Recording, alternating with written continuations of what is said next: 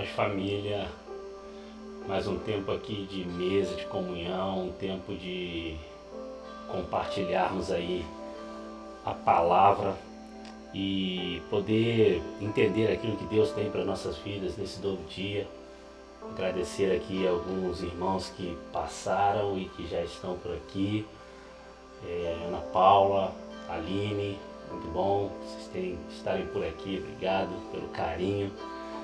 É muito bom a gente poder tirar essa primeira hora do dia, esse início de um novo dia, para meditarmos na palavra e orarmos. Isso faz com que o nosso dia se torne mais focado e direcionado naquilo que Deus tem para nossas vidas, e é o que nós temos nos proposto a fazer aqui todos os dias a partir da meia-noite 1, meia-noite 2, nessa primeira hora de um novo dia. Hoje dia 22/8, uma terça-feira, e nós queremos ter esse tempo de oração, esse tempo de palavra, e eu não vou me delongar muito aqui explicando o que a gente está fazendo, porque eu quero poder ter tempo, gastar tempo com essa palavra que a gente tem meditado essa semana, e orar por cada um que aqui passar, por cada um que aqui estiver conosco. Amém? A gente está meditando em Mateus capítulo 6, a partir do versículo 25, que diz assim: Por isso vos digo, não andeis ansiosos pela vossa vida quanto ao que haveis de comer ou beber, nem pelo vosso corpo quanto ao que haveis de vestir. Não é a vida mais do que alimento e o corpo mais do que as roupas? Olhai para as aves do céu, não plantam nem colhem, e não ajuntam em celeiros. Contudo, o vosso Pai Celestial as alimenta. Não tendes vós muito mais valor do que elas? Qual de vós poderá, com a sua preocupação, acrescentar uma única hora ao curso da sua vida? Quanto às roupas, por que andais ansiosos? Olhai como crescem os lírios do campo. Eles não trabalham, nem fiam. Eu, porém, vos digo que nem mesmo Salomão, em toda a sua glória, vestiu-se com qualquer um deles. Se Deus assim veste a erva do campo, que hoje existe e amanhã é lançada no fogo, não vestiria muito mais a vós, homens de pequena fé?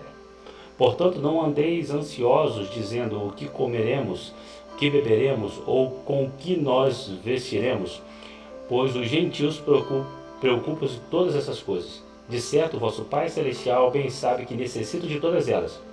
Buscai, pois, em primeiro lugar o seu reino e a sua justiça, e todas essas coisas lhe serão acrescentadas. Portanto, não andeis ansiosos pelo dia de amanhã, pois amanhã se preocupará consigo mesmo. Basta a cada dia o seu mal. Uau!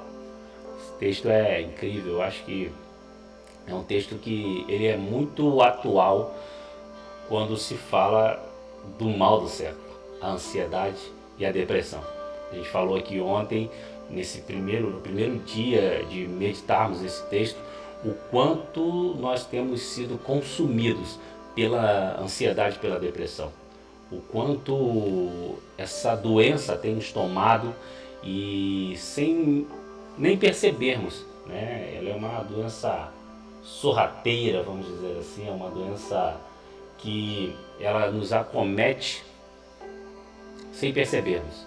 Achamos que está tudo bem, quando de repente algumas coisas começam a mudar no nosso comportamento, nas nossas relações, e a gente fica ali sem saber o que está acontecendo, e até procurar um especialista, entender tudo isso, ela vai nos consumindo, e Jesus está aqui nos alertando, né? Alertando aquela geração e todas as gerações que viriam depois sobre esse mal, para que nós não andássemos ansiosos por nada. E hoje ontem a gente falou sobre o texto como um todo, falamos sobre a diferença de ansiedade e depressão, falamos sobre o avanço, né?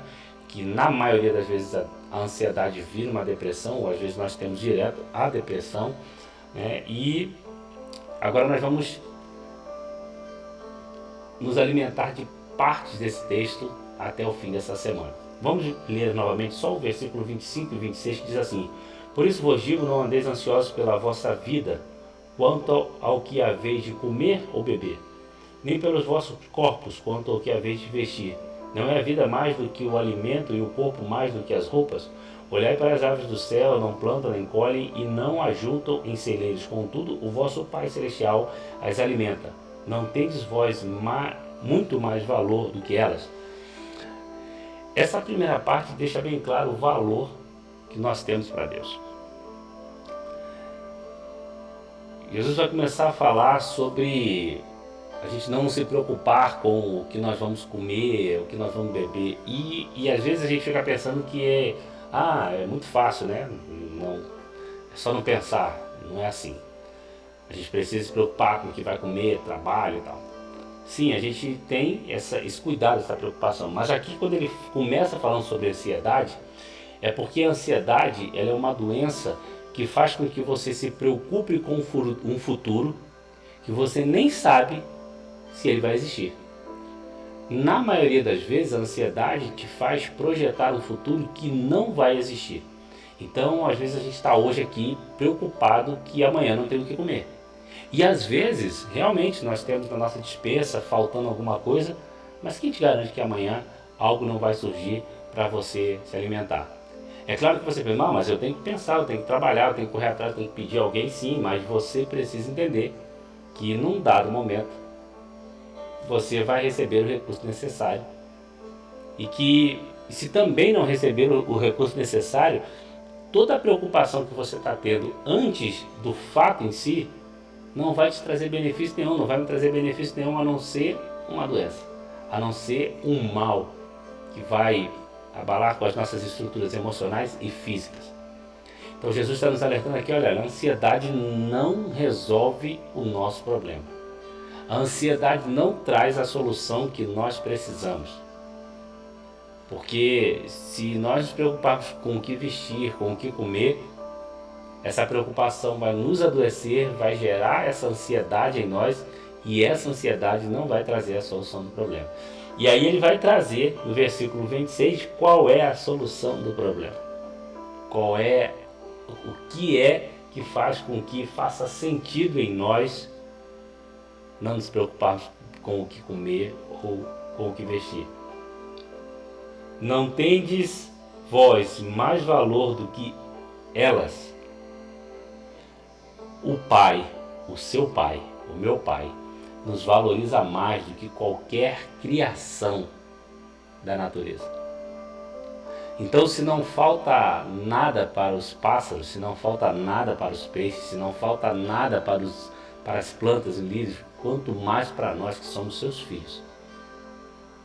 A questão é que nós nos colocamos num patamar, num padrão muito alto de conquistas e de bens, que muitas das vezes a escassez que tem acometido as nossas vidas não tem a ver por não vir o suprimento até nós, mas tem a ver por nós estarmos gastando ou consumindo muito além daquilo que tem sido confiado por Deus a nós.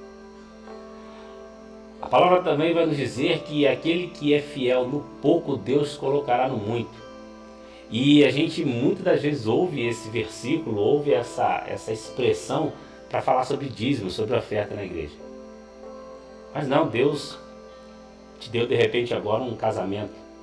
Você tem uma esposa ou um marido. E pode parecer pouco. E você fala assim, é a única pessoa que eu tenho hoje nessa cidade que eu moro, nesse lugar onde eu estou, nesse momento que eu estou passando, é a única pessoa que me sobrou. Então seja fiel nesse pouco. Porque Deus vai te colocar em muitos outros relacionamentos para te apoiar, te curar e te ajudar a sair de onde você está. Às vezes, as suas finanças, elas são insuficientes para tudo aquilo que você gostaria de viver. Mas se você for fiel com os seus compromissos financeiros, né, nesse pouco que Deus tem concedido a você, Ele está entendendo que você é um bom administrador, que você é uma boa administradora e Ele te pode colocar no muito. Nós precisamos ter essa movimentação de atitude, de ações que verdadeiramente vão fazer com que a palavra se cumpra em nossas vidas. Então aqui ele está nos declarando, Jesus está nos declarando que existe um Pai que zela mais por nós do que Ele zela pelo lírio do campo, que Ele zela pelos animais. E esse Pai jamais vai deixar que nada falte. E nós precisamos fazer essa reflexão também. Nós não podemos nos achar tão bons ou tão perfeitos a não fazer a reflexão de que talvez a escassez que nós temos vivido na nossa vida hoje é culpa nossa. É fruto do nosso pecado. O pecado da mal administração financeira, o pecado da mal administração dos nossos relacionamentos, o pecado da blasfêmia, de resmungar pelo trabalho que nós temos, de resmungar pelas relações que estão nas nossas vidas, por nós não conseguimos valorizar nada do que está em nossas mãos. E aí nós não temos sido fiéis nesse pouco, e como Deus vai colocar a gente no mundo se a gente não consegue administrar bem aquilo que já está ao nosso alcance, aquilo que Ele já nos concedeu na sua infinita bondade e misericórdia.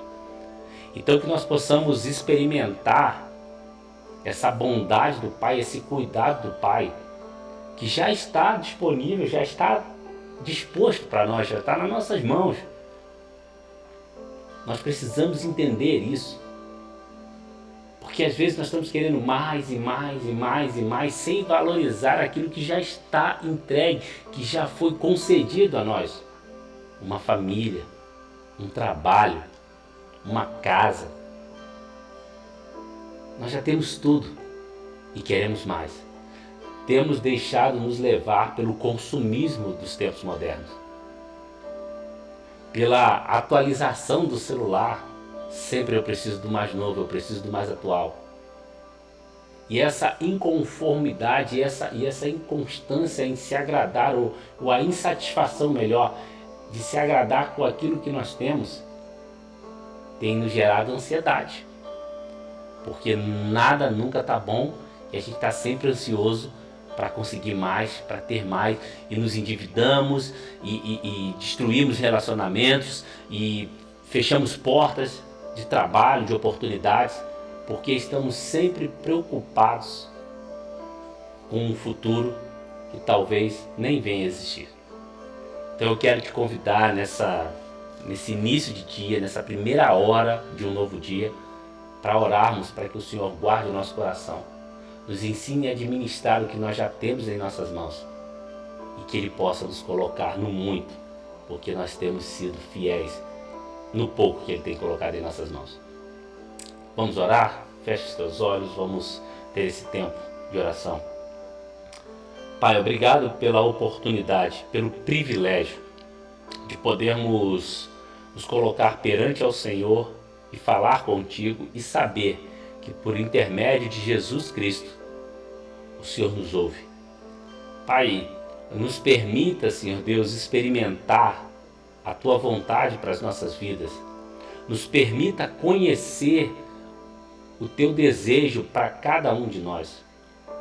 Mas talvez nesse momento existam pessoas aqui me ouvindo que necessitam, Senhor Deus, de um milagre. Necessitam de um milagre no relacionamento, necessitam de um milagre financeiro, necessitam de um milagre no trabalho. E talvez, Senhor Deus, a necessidade desse milagre hoje está muito ligada a um pecado que foi cometido por nós, que nós cometemos contra o Senhor, contra as suas leis, contra os seus mandamentos. Mas a tua imensa misericórdia, o reconhecimento que nós somos pecadores, que nós somos carentes da tua graça, da tua misericórdia, e de que Jesus levou sobre si todas as nossas dores, os nossos pecados, e nós precisamos ir diante a cruz, dobrar os nossos olhos e dizer: Senhor Deus, me perdoa pelos meus pecados, me perdoa pelas minhas transgressões, me perdoa por tudo aquilo que eu tenho feito que não tem agradado a Ti. E ao me perdoar, Senhor Deus, me permita receber das Tuas mãos a restituição de tudo aquilo que tem sido tirado das minhas mãos por imprudência minha, por irresponsabilidade minha, pelos pecados que eu tenho cometido. Pai, eu venho te pedir nessa noite por aquele irmão, aquela irmã que está em situação de adultério, que anseia sair desta prática, desta vida, e não tem força, Senhor. E a toda noite, a todo novo dia, está debruçado, Pai, na beira de sua cama, chorando, Pai. clamando ao Senhor misericórdia, força. Pai, eu venho te pedir para aquele irmão endividado, Pai, que nesse exato momento, Senhor Deus, talvez esteja com seus joelhos dobrados em beira de uma cama, buscando, Senhor Deus, um direcionamento, uma solução, um milagre na sua vida financeira, mas que precisa reconhecer que provavelmente o lugar que ele se encontra hoje é por causa de um pecado, o pecado da mal administração de suas finanças. Pai, eu venho te pedir por aquele irmão que nesse momento, aquela irmã que nesse momento está chorando, está clamando, pedindo um emprego, uma oportunidade de trabalho, está com seu coração ansioso porque já não tem mais recurso em casa, a família precisando do recurso e ele não tem mais onde buscar. Mas que talvez, Senhor, também tenha cometido um pecado de reclamar do seu último emprego, de blasfemar contra os seus patrões, contra o seu líder, de não respeitá-los, de não honrá-los. Pai, mas eu venho te pedir nesta noite que seja derramada a luz, que haja claridade nos pecados de todos nós e que ao reconhecer através do Teu Espírito os nossos pecados, nós possamos reconhecer, pedir perdão e ter a Tua mão misericordiosa estendida sobre nós. Pai, eu sei que há irmãos e irmãs minhas, nesse momento, Pai, desesperados, ansiosos, já em ponto de se tornarem pessoas depressivas ou caírem numa depressão por diversas razões e motivos. E eu venho te pedir, Senhor Deus, se apresente como Pai que cuida de cada detalhe da nossa natureza, do nosso meio ambiente, e que tem o anseio de cuidar muito melhor ainda de nós. Nos permita, Senhor Deus, experimentar o Teu cuidado e tendo essa relação com o Teu cuidado, nós possamos honrá-lo em todas as áreas de nossa vida. Que a nossa vida seja para glorificar o Teu nome em tudo aquilo que fazemos e realizamos. Que no dia de hoje, Senhor, seja descortinado na vida de cada irmão aqui a Sua vontade para cada área de nossas vidas. E que nós possamos, Senhor Deus, honrá-lo em o nome de Jesus. Em o nome de Jesus. Quero te agradecer, você que ficou conosco aqui, até esse tempo. E que amanhã nós possamos estar juntos mais uma vez em o nome de Jesus. Amém e amém.